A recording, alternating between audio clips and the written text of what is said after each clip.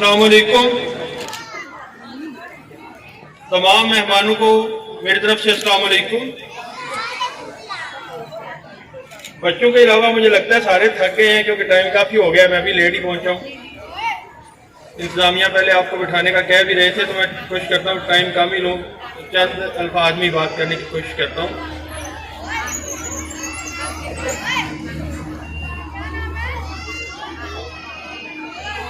जब हम कोई भी काम शुरू करना चाहते हैं या शुरू करते हैं तो हमें पता होना चाहिए कि हमारा इसके पीछे मकसद क्या है, मिशन क्या है।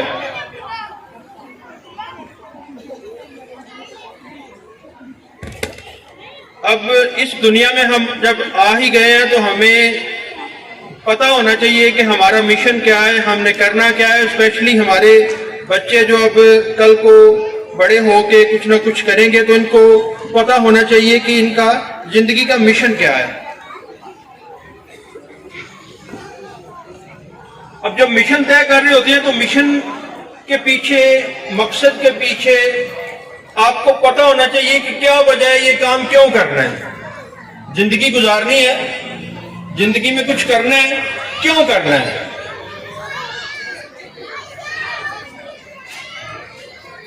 तो मैं समझता हूं कि जिंदगी गुजारने का सबसे बेहतरीन तरीका, जैसे हम कोई चीज की मशीन खरीदते हैं तो उसके साथ एक गाइड भी मिलती है। उस किताब में लिखा होता है इस मशीन को इस तरह से स्विच ऑन करना है, इस तरह से रिपेयर करना है, इस तरह से इसकी ऑयल तब्दील करना है।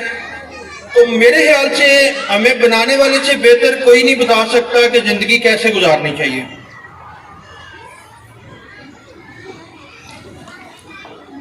तो जिंदगी गुजारने का सबसे बेहतरीन तरीका वही है जो अल्लाह ताला ने हमें बताया है। हमें चाहिए कि अल्लाह ताला के अहकामात पर अमल करें, अल्लाह से और उसके रसूल सल्लल्लाहु अलैहि वसल्लम से मोहब्बत करें और उनके बताए हुए अहकामात पे चलें। लेकिन बदकिस्मती से हमने अपने गिर्द छोटे छोटे दायरे बना लिए हुए हैं और हम उनसे बाहर निकलना नहीं चाह रहे। इसातिज़ा किराम और वालिदैन को मैं मुतवज्जह करना चाहूँगा कि इन दायरों से हमें बाहर आना होगा।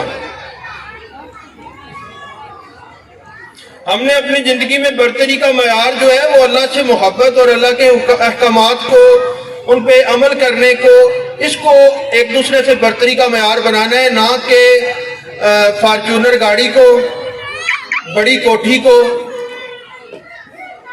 और SHO साहब के साथ तस्वीर को, AC साहब के साथ जाके मीटिंग को कि मैं आज फलां से मिल के आया हूँ, मेरा तल्लक है, मैंने फॉर्च्यूनर गाड़ी ले ली है, अब देखता हूँ मैं कौन मेरे सामने बोलता है।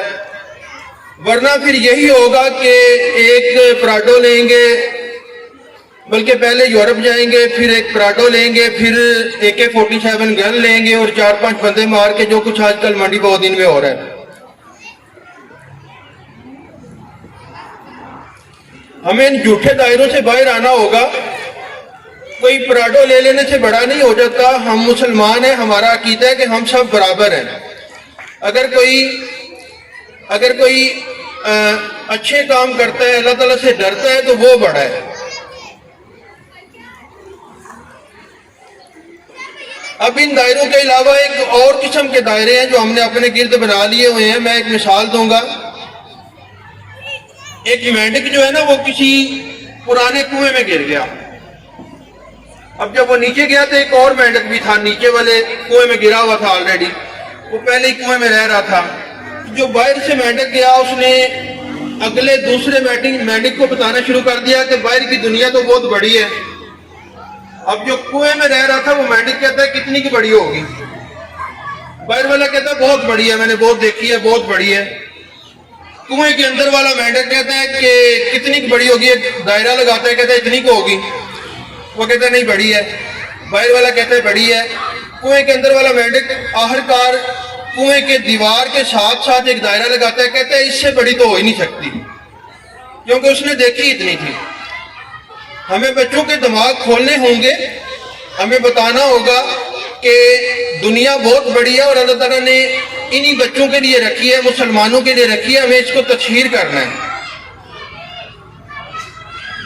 अब हमने क्या दायरे लगाए हुए हैं, मैं कॉमर्स बिजनेस का स्टूडेंट रहा हूँ गुजरात में, तो मेरे जो अक्सर क्लास फेलोज थे वो समझते थे कि पूरे दुनिया में ना एक सर्विस इंडस्ट्री है, एक GFC फैन है, एक पाक फैन है, कुल मिला के 15-20 और फैक्ट्रियाँ होंगी, इसके अलावा तो है ही कोई नहीं। और आजकल उनको जॉब वहाँ भी नहीं मिल रही।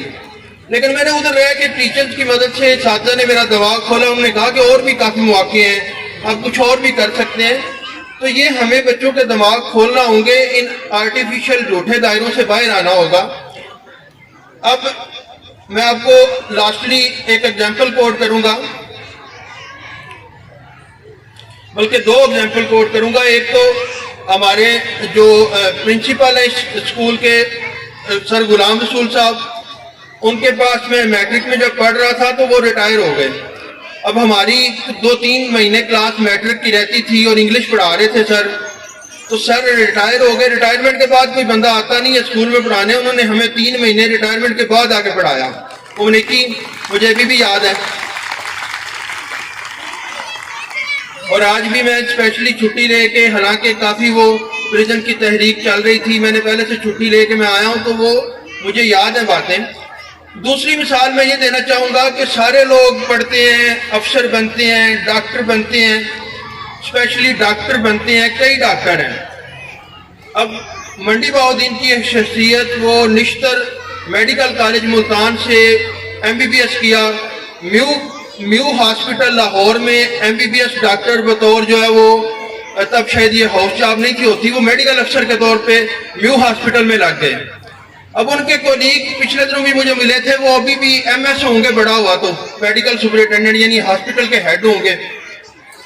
थोड़े अरसे बाद उनको रियलाइज हुआ कि नहीं, मुझे कुछ और करना है, मुझे ना खिदमत हेल्प करनी है। तो आज दुनिया उनको मियाँ साहब कदर शरीफ वालों के नाम से जानती है। तो हमें छोटे छोटे दायरों से बाहर लाना होगा बच्चों को, वरना फिर वही AK-47 होगी और वही प्राडो गाड़ियां होंगी और वही लड़ाई झगड़े होंगे।